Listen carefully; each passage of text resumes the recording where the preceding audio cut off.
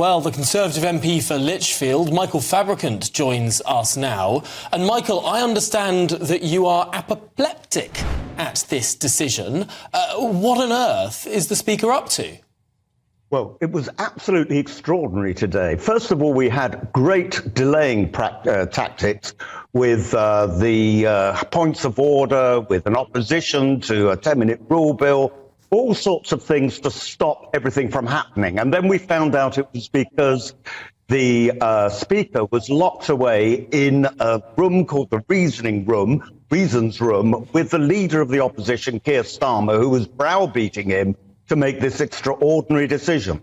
And if that wasn't extraordinary enough, we now have a letter which has been issued by the Clerk of the House. He is the guy responsible for making sure that everything is done in a constitutional order, saying I'm exercising the opportunity to place on record my view that the decision to allow an official opposition spokesman to speak, and he goes on and on and on, saying represents a departure from the long-established convention with dealing for such amendments on opposition days. In other words, you have got the Clerk of the House disagreeing with the Speaker of the House of Commons, saying the decision you have made is wrong.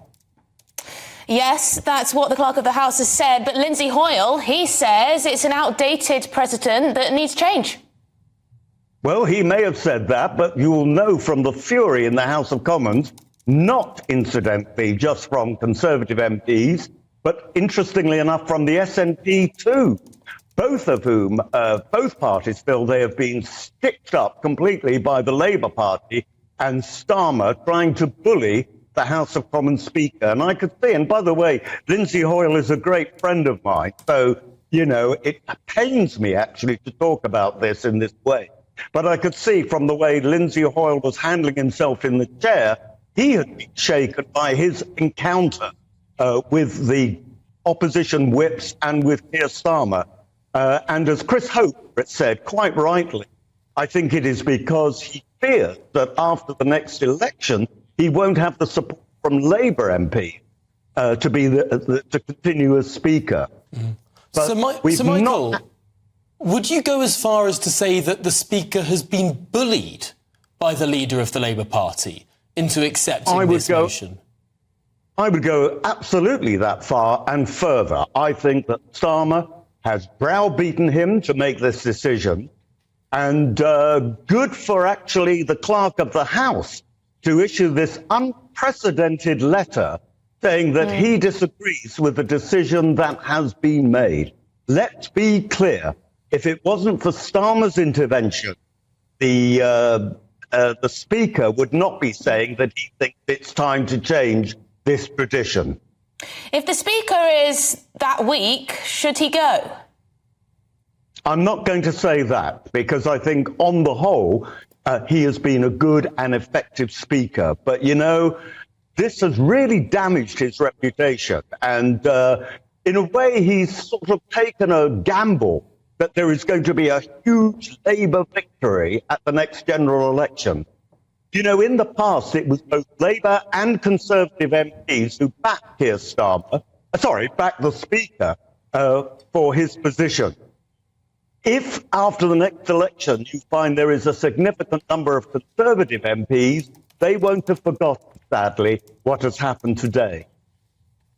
So, Micheal Fabricant, there are reports now that the Conservative Member of Parliament and Select Committee Chairman William Wragg has tabled an early day motion which reads, "This House has no confidence in Mr. Speaker." No confidence in Mr. Speaker. That's an unprecedented move in a time like this.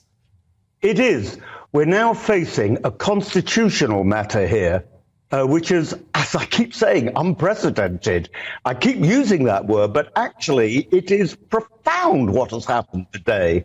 And never before have you had the Clerk of the House saying that I disagree with the Speaker's decision.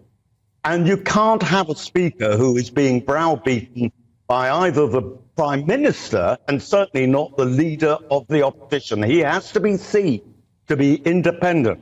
And I'm afraid today it has damaged his reputation.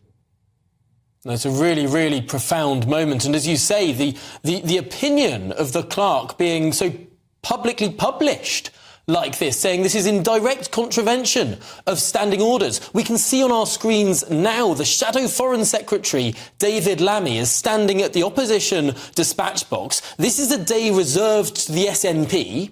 This should be the SNP opposition spokesperson standing at that dispatch box. This should be their time. Frankly, what has happened is that the Speaker has stolen time from an opposition party for their opposition day and given it to the Labour Party, given it to David Lammy. Now, David Lammy's standing there, wittering on for a very long time, taking questions from all sides of the House. This should be the SNP's time. Micheal Fabricant, this is, frankly, extraordinary. What will happen after this? Surely this has massively damaged confidence in the Speaker.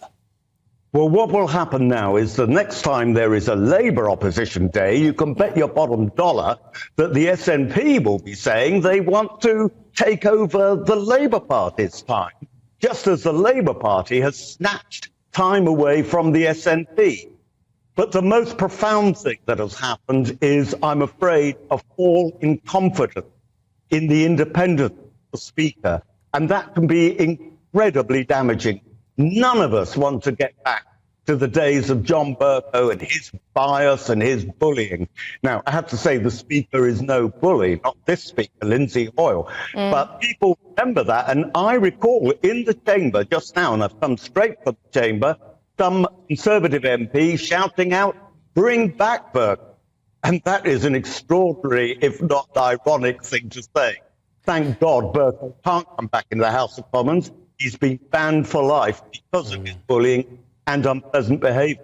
Well, thank you very much indeed for your time, Sir Micheal Fabricant, and reacting to that news for us so quickly off the mark. Great to speak to you.